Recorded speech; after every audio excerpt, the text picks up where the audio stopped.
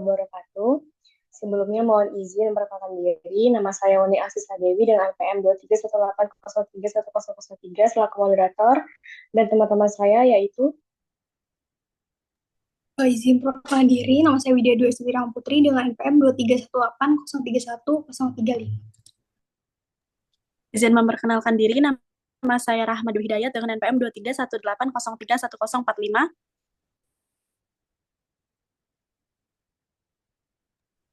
Izin memperkenalkan diri, nama saya Dian Hoirunisa dengan NPM 2318031046.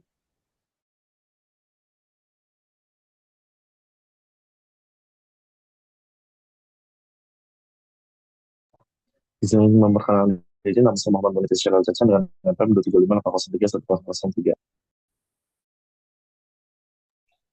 baik, kami semua dari kelompok 15 akan mempresentasikan hasil kerja kami yaitu terkait Project Based Learning Kimia Medisinal yang berjudul Analisis Hubungan Struktur dan Aktivitas Golongan Analgesik atau Antipiretik pada Obat Paracetamol. Boleh di next slide? Lanjut lagi. Oke, jadi di outline ini ada abstrak, pendahuluan, isi, dan penutup. Next. Oke, jadi yang pertama itu ada pendahuluan. Pendahuluan itu terdiri dari latar belakang. Latar belakang itu berisi tentang analgetik merupakan obat yang digunakan dalam menghilangkan rasa sakit atau mengurangi rasa nyeri tanpa menghilangkan kesadaran pasien. Obat analgetik digunakan untuk membantu meredakan rasa sakit dalam kondisi sadar, tidak sadar, kita sering menggunakannya. Contohnya ketika sakit kepala atau sakit gigi. Salah satu komponen obat yang diminum biasanya mengandung analgesik atau pereda rasa nyeri. Menurut Nita dan Husni 2017. Menurut Food and Drug Administration atau FDA, dosis aman penggunaan paracetamol untuk dewasa dan anak yang lebih dari 12 tahun adalah maksimal 4 gram per hari. Konsumsi paracetamol dosis toksik sebesar 15 gram akan menyebabkan kerusakan hati atau hepatotoxicity, dan kerusakan hati ini akan diiringi kerusakan organ lain. Salah satunya adalah ginjal berupa nekrosis tubulus akut atau itu menurut Rini et al. 2019. Next.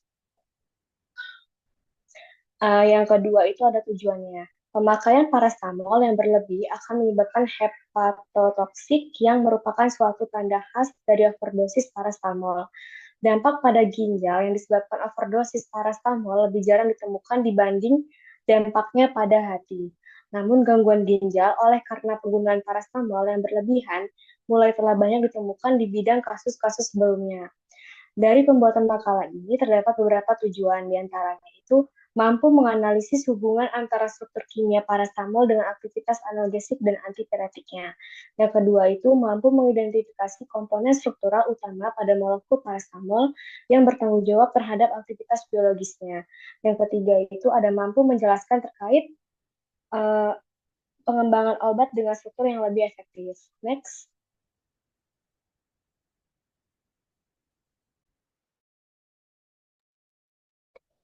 Baik, lalu yang kedua itu ada bab 2 tentang isi. Yang pertama itu ada tentang nama dan gambar struktur kimia obat. Nah, gambar dari berikut adalah gambar dari paracetamol. Struktur dasar paracetamol terdiri dari susumetana dengan substituen hidroksil pada posisi para terhadap gugus asetamida yang memberikan karakteristik kimia dan aktivitas biologi yang unik.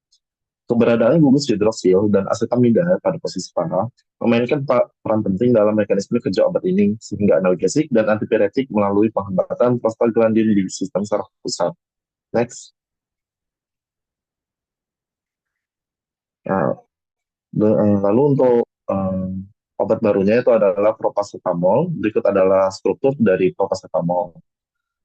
Propacetamol sebagai produk dari paracetamol dikembangkan untuk mengatasi keterbatasan pelarutan paracetamol dalam pemberian intravena.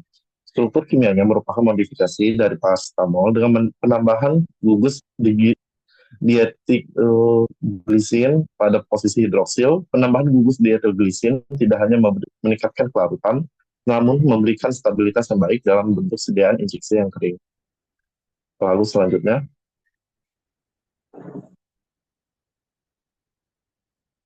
Lalu yang kedua adalah sistem fisikokimia obat. Lalu yang pertama adalah pelarutan. Larutan paracetamol itu adalah 14 mg pada suhu kamar dan 23,7 mg per mili pada suhu 37 derajat.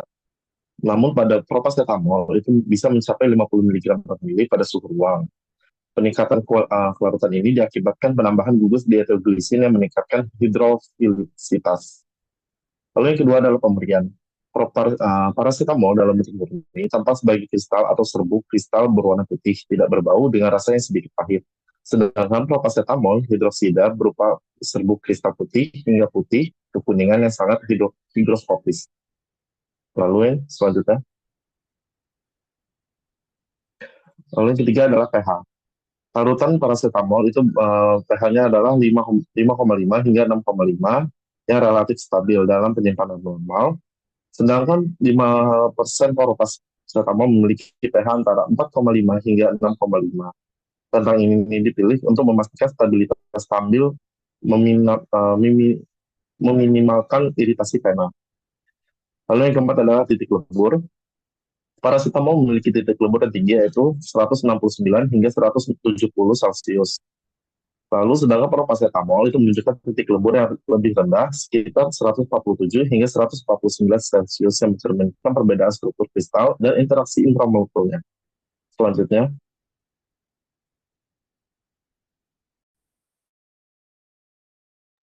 Selanjutnya ada mengenai indikasi obat. Paracetamol telah menjadi pilihan utama dalam penanganan nyeri ringan hingga sedang dengan demam sejak lebih dari setengah abad yang lalu. Efektivitasnya dalam mengatasi nyeri akut seperti sakit kepala, nyeri otot, dan nyeri pasca operasi telah dibuktikan melalui berbagai studi klinis.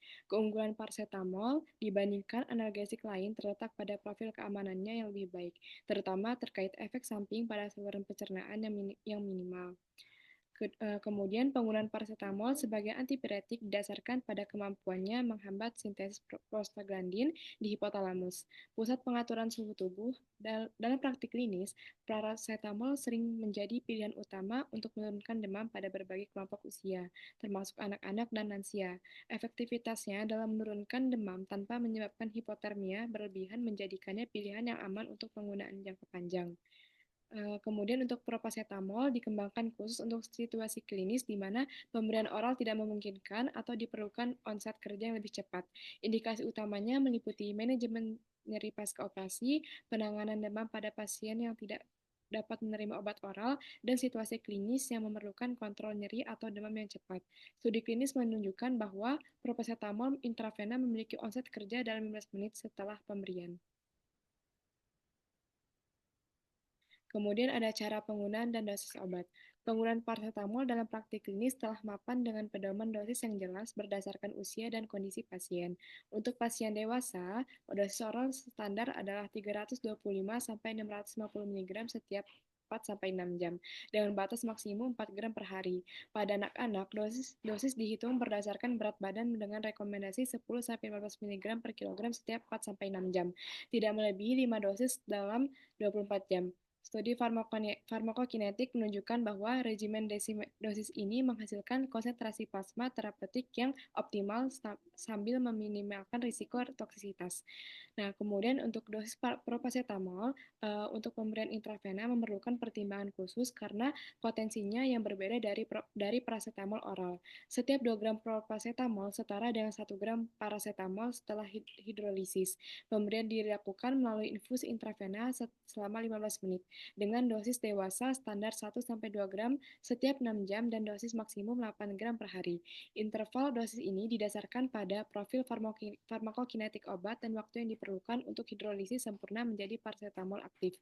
Pada pasien geriatrik atau dengan gangguan fungsi hati, dosis perlu diturunkan menjadi 1 gram setiap 6 jam. Penyesuaian dosis diperlukan dalam berbagai kondisi klinis khusus. Pada pasien dengan infusiensi ginjal berat atau clearance kreatinin kurang dari 30 ml per menit. Interval dosis diperpanjang menjadi 6-8 jam. Pasien dengan penyakit hati kronis atau malnutrisi memerlukan pengurangan dosis maksimum harian menjadi 2-3 gram untuk mencegah akumulasi metabolik toksik. Monitoring fungsi hati secara berkala direkomendasikan pada gangguan jangka panjang dengan perhatian khusus pada pasien yang mengkonsumsi alkohol atau obat-obatan yang mempengaruhi metabolisme hati. Selanjutnya yaitu bentuk sediaan obat lama dan obat baru. Yang pertama, paracetamol selaku obat lama tersedia dalam berbagai bentuk sediaan seperti tablet, kaplet film coated, tablet effervescent, dan suspensi oral. Selanjutnya untuk obat baru yaitu propacetamol dikembangkan dalam bentuk sediaan parenteral yang lebih kompleks. Tersedia sebagai serbuk steril untuk rekonstitusi dan larutan infus yang siap pakai. Next. Selanjutnya yaitu hubungan struktur dan aktivitas obat. Yang pertama, identifikasi bagian struktur obat. Struktur paracetamol mengandung cincin benzena yang bersifat lipofilik, membantu penetrasi membran sel dan barrier darah ke otak. Gugus hidroksil pada posisi para memberikan sifat hidrofilik untuk keseimbangan fisikokimia, sementara gugus asetamida berperan dalam interaksi dengan enzim target.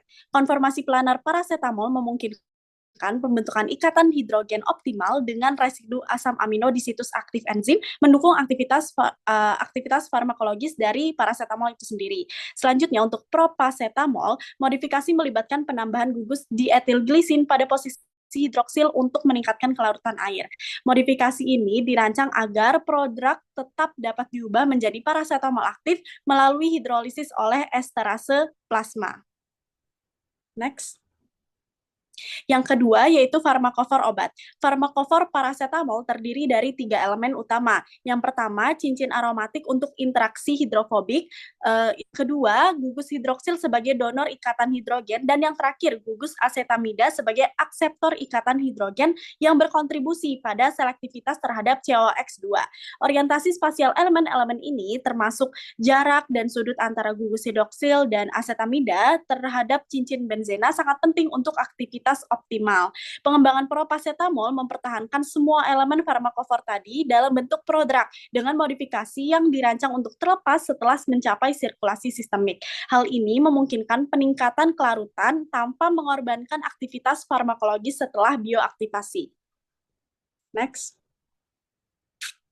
Yang ketiga yaitu perubahan gugus fungsi. Modifikasi struktur dari paracetamol menjadi propacetamol melibatkan esterifikasi gugus hidroksil dengan diestilglisin. Perubahan ini menghasilkan peningkatan signifikan dalam kelarutan air tanpa menghilangkan kemampuan molekul untuk menghasilkan paracetamol aktif setelah hidrolisis in vivo.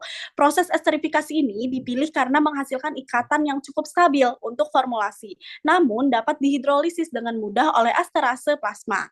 Penelitian antara struktur dengan aktivitas menunjukkan bahwa panjang rantai alkil dan derajat substitusi pada nitrogen dalam gugus glisin mempengaruhi laju hidrolisis dan kelarutan prodrug. Pemilihan gugus dietil didasarkan pada keseimbangan optimal antara kelarutan, stabilitas, dan juga laju biokonversi. Next.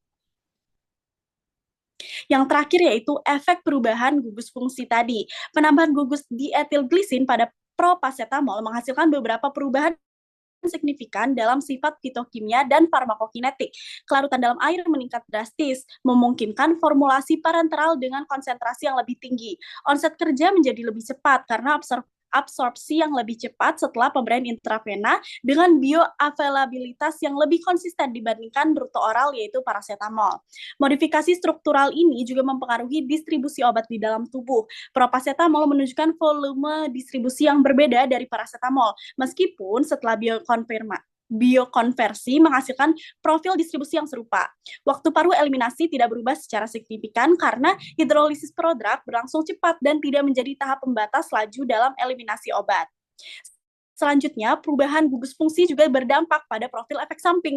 Meskipun propacetamol ini menghasilkan metabolit aktif yang sama dengan paracetamol, rute pemberian intravena ini dapat menyebabkan efek samping lokal seperti nyeri di tempat injeksi. Namun, resiko hipotoksisitas tetap serupa karena bergantung pada metabolisme paracetamol setelah biokonversi.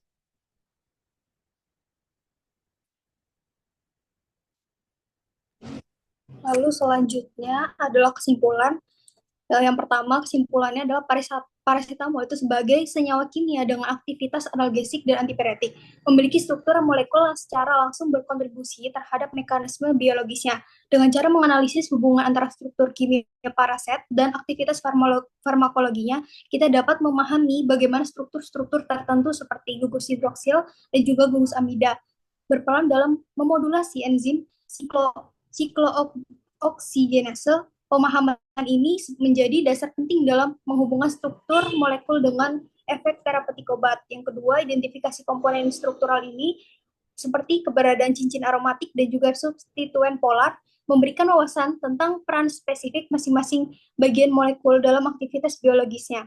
Gugus tertentu memungkinkan interaksi optimal dengan reseptor target sehingga meningkatkan efektivitas dan selektivitas obat. Pengetahuan ini juga memberikan panduan untuk mengidentifikasi kelemahan struktur yang dapat memengaruhi kestabilan atau potensi efek samping. Dan yang terakhir yaitu melalui analisis ini terbuka peluang untuk pengembangan obat dengan struktur yang lebih efektif dan aman. Dengan memodifikasi atau menambahkan gugus tertentu pada molekul paracetamol, dimungkinkan untuk menciptakan senyawa baru dengan potensi terapeutik yang lebih tinggi, bioavailabilitas yang lebih baik, atau profil efek samping yang lebih rendah. Penelitian ini tidak hanya berkontribusi pada peningkatan kualitas terapi, tetapi juga mendorong inovasi dalam pengembangan farmasi modern. Lalu ini adalah saran. Yang pertama, sebaiknya analisis struktur paracetamol ini dikaitkan langsung dengan peluang pengembangan obat baru yang lebih efektif. Lalu yang kedua, sebaiknya diperinci modifikasi struktur pada bagian tertentu molekul yang dapat meningkatkan aktivitas biologis atau juga mengurangi dari efek samping tersebut. Yang terakhir, sebaiknya penelitian ini dihubungkan dengan kebutuhan global seperti mengatasi resistensi obat dan juga mendukung terapi yang lebih personal. Dan ini merupakan daftar pustaka.